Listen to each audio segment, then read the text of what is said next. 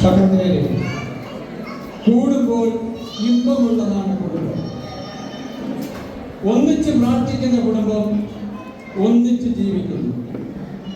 ഇന്നത്തെ സാമൂഹിക വ്യവസ്ഥിതിയുടെ ഫലമായി വിദേശത്തേക്ക് കുടിയേറുന്ന ആത്മീയ ലോകത്തിൽ നിന്ന് അകന്നു നിൽക്കുന്ന നമ്മുടെ യുവജനതയെയും വാർദ്ധക്യത്തിൽ ഒറ്റപ്പെട്ടു പോകുന്ന മാതാപിതാക്കളെയും പ്രമേയമാക്കി SFS പ്രാർത്ഥനാ കൂട്ടായ്മ നിങ്ങൾക്ക് മുമ്പിൽ സാദരം അവതരിപ്പിക്കുന്നു.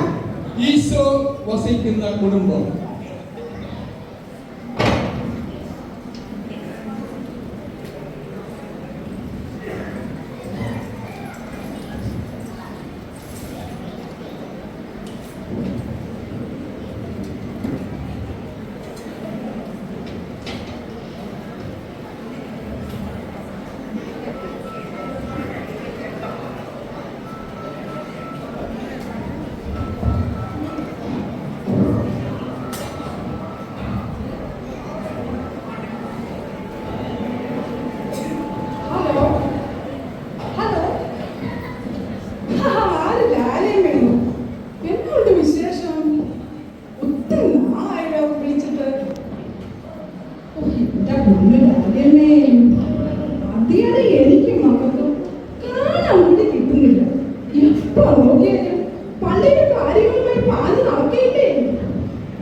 വീട്ടിൽ തന്നെ എന്തെല്ലാം കാര്യങ്ങളാണുള്ളത് അതെല്ലാം ഞാൻ തന്നെ നോക്കണം. അടുത്ത ഞായറാഴ്ച ഞാൻ സജിയെ കാണുമ്പോൾ പറയാനിരിക്കുക അതിന് അവിടെ തന്നെ താമസം കൂടി കൊടുത്തേക്കണമെന്ന്. അവിടെ എല്ലാവരും സുഖം തന്നെയില്ലയോ? ആ ശരി, ഞാൻ നാളെ വിളിക്കാമേ. ആ ശരി, ആയിക്കോട്ടെ. ആരാ കൊച്ചെ വിളിച്ചത്? അതെന്റെ അമ്മച്ചിയാണ്, കൂട്ടുകാരി. പള്ളിയില് അച്ഛൻ വിളിച്ച് അങ്ങോട്ട് പോയിരിക്കോ? അയ്യോ, എന്റെ ജോലി ഒന്നും തീർന്നിട്ടില്ല. എപ്പോ തീരുമോ? എന്നതാ കൊച്ചേ അടുക്കളയിൽ ഇത്ര പണി? ഇന്ന് ആരെങ്കിലും വരുന്നുണ്ടോ? അത് പിന്നെ പറയാം. അമ്മച്ചിക്ക് ഒരു സർപ്രൈസ് ആയിക്കോട്ടെ. അതെന്നതാടി?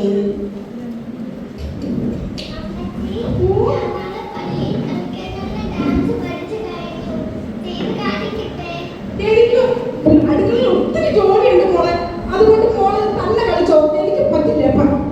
എന്നാ കൊച്ചേ ഇങ്ങനെ കൊച്ചുങ്ങളെ നിരുത്സാഹപ്പെടുത്തുന്നത്? അവള് കളിക്കട്ടെ. അമ്മച്ചി മോളെ കൂടി ആയിക്കോ, ഞാൻ തപ്പു. അമ്മച്ചിയുടെ വെല്ലുവിച്ച് റോസ് കൊടുന്നല്ലേ? മോളെ കളിക്ക്, വെല്ലുവിച്ച് കാണട്ടെ.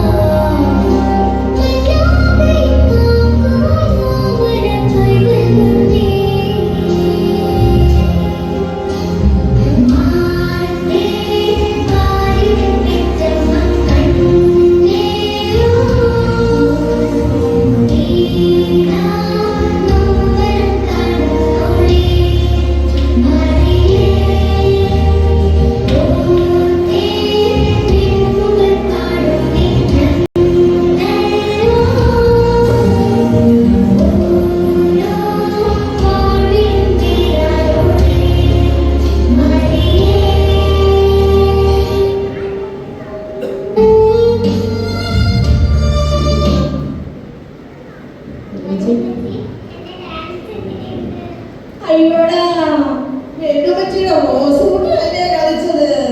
അത് എങ്ങനെ മോശമാകാനാ? സംശയമുണ്ടെങ്കിൽ പപ്പയോട് ചോദിക്കേ.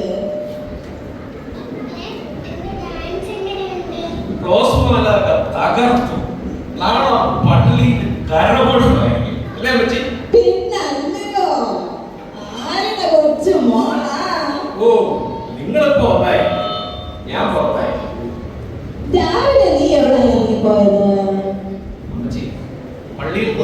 പണിയുണ്ടായിരുന്നു.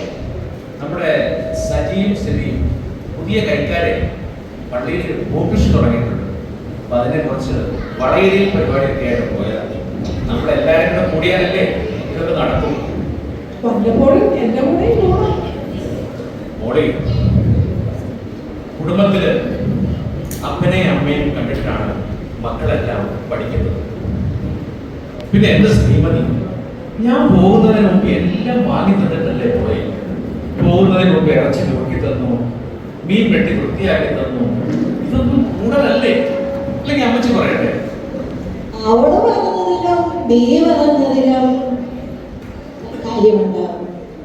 നമ്മളെല്ലാവരും കൂടി ഒന്നിച്ച് ചെയ്യുന്നതല്ലേ നമ്മുടെ കുടുംബം ഇങ്ങനെ സമാധാനത്തിലും സന്തോഷത്തിലും പോകുന്നത്. ഈശോയെ നന്ദി. ഞങ്ങളുടെ കുടുംബത്തെ കാത്തോളണമേ. അഭിനവിടെ പോയി. നിങ്ങളുടെ എല്ലാം മോൻ അവന്റെ കൂട്ടുകാരനെ കാണാൻ പോയിരിക്കുവോ? അവന്റെ കൂട്ടുകാരൻ നാളെ കാനഡയ്ക്ക് പഠിക്കാൻ പോവുകയാണെന്ന്.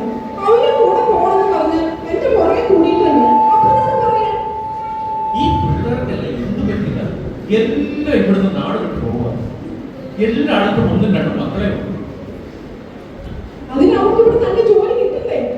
അവര് പറയുന്നത് പറമ്പിൽ പുല്ല് പറിക്കാൻ വരുന്ന ബംഗാളിക്ക് കിട്ടും ദിവസം 1000 രൂപ ശമ്പളം. പഠിച്ച പിള്ളേർക്ക് കിട്ടുന്നതോ 10,000 15,000 മാസ ശമ്പളം. പിന്നെ അവരെങ്ങനെയാണ് നിൽക്കും? അതൊക്കെ ശരിയാണ്. ഞങ്ങൾ 5 മക്കളും ഈ അമ്മച്ചിയെയും അമ്മച്ചനെ വിട്ടിട്ട് ഒരു രാത്രി പോലും നിന്ന് മാറുന്നില്ല. മക്കൾ കൂടുതലുള്ളത് മാതാപിതാക്കളുടെ ഒരു ബലമാണ്, അല്ലേ അമ്മച്ചി? നീ പറഞ്ഞതിന് കാര്യമുണ്ട്, അവള് പറഞ്ഞതിന് കാര്യമുണ്ട്. പണ്ടത്തെ പോലെയാണോ ഇന്ന്? എല്ലാത്തിനും ഒത്തിരി കാശ് വേണ്ടേ? മണ്ണിൽ പണിയെടുക്കാമെന്ന് വെച്ചാൽ കർഷകൻ എന്നും പട്ടിണി. അതൊക്കെ ശരിയാണ് മോളി. വൈദ്യുതികളുടെ ഒരുക്കങ്ങളെല്ലാം എന്തായി? അവര് കുറച്ചു കഴിയുമ്പോൾ ഇങ്ങോട്ട് വരും. ആര് വരുന്നതാ? നിന്റെ കൂട്ടുകാരോ? അതൊക്കെ ഉണ്ടമ്മച്ചി. അമ്മച്ചി പോയി കുളിച്ച് പൗഡറൊക്കെ ഇട്ട് കുളിച്ച് റെഡിയായി പെട്ടെന്ന് ഇങ്ങോട്ട് വാ. പിന്നേടാ അമ്മച്ചി പൗഡർ ഇട്ടിട്ട് വേണം സുന്ദരിയാകാൻ. നിന്റെ അപ്പൻ 15 പെണ്ണ് കണ്ടിട്ടാ എന്നെ കെട്ടിയത്. നിനക്കറിയുമോ? ഞാനൊന്നും പറഞ്ഞില്ലേ. അമ്മച്ചി പോയി പെട്ടെന്ന് റെഡിയായി.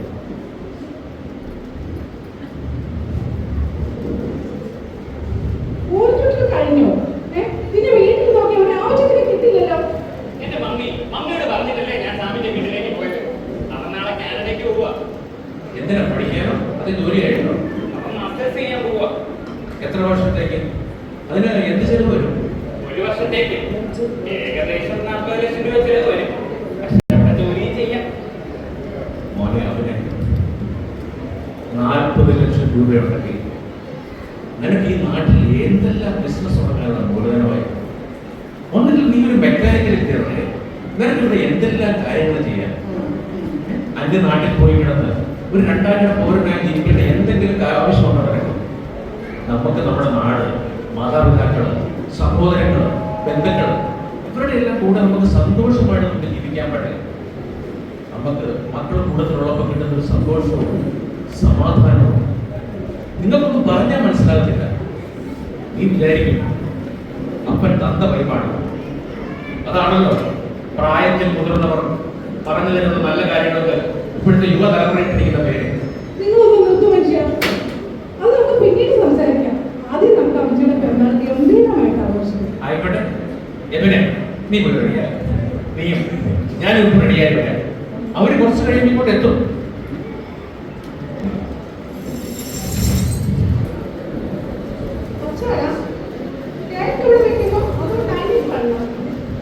ഇവിടെയാണെങ്കിൽ എല്ലാവർക്കും നിൽക്കാനും ഇരിക്കാനും ഒക്കെ എല്ലാത്തിനുള്ള സൗകര്യം ഉണ്ടാവും. ഇവിടെ വെച്ച് തന്നെ ആകാം.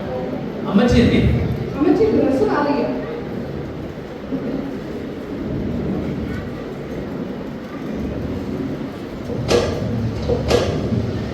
എന്തിനാണല്ലേ എത്തി? അവർ കുടിക്കാനുള്ള എന്താ എടുത്തു പോയി? അതെല്ലാം റെഡി. നീ ആള് സൂപ്പറാണ്. അത് ഇപ്പോൾ കാണാം. കേറി വാ, കേറി വാ. വണ്ടിക്ക് എന്താ കേറിയോ?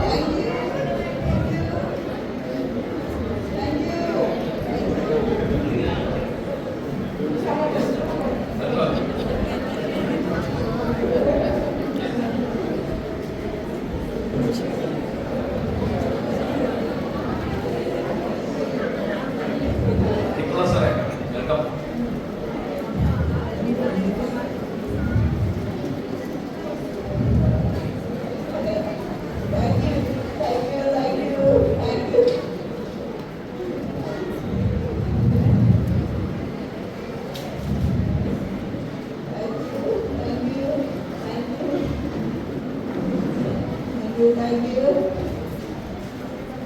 Thank you, thank you, thank you. Thank you.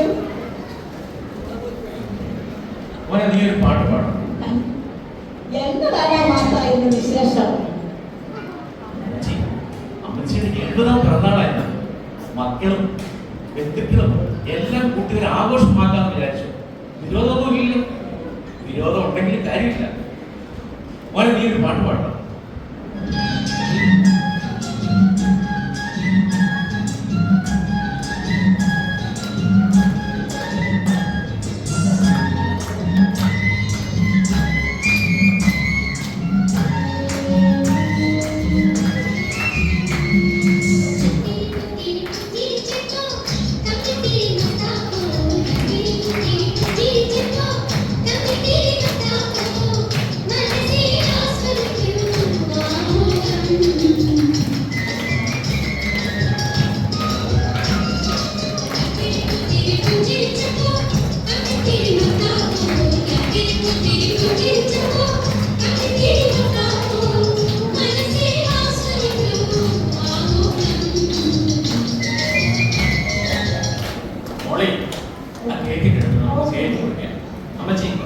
അമ്മച്ചി കൊണ്ടുപോവാ.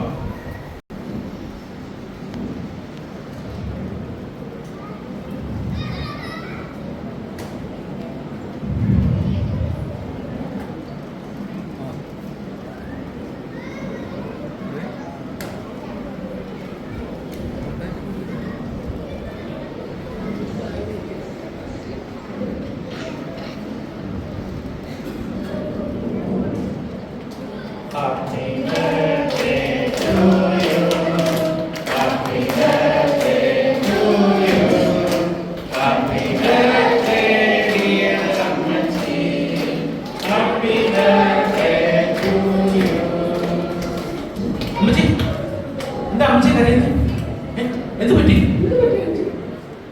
മോനെ മാതാ, അമ്മച്ചി കരഞ്ഞത് സന്തോഷം കൊണ്ടാണ്.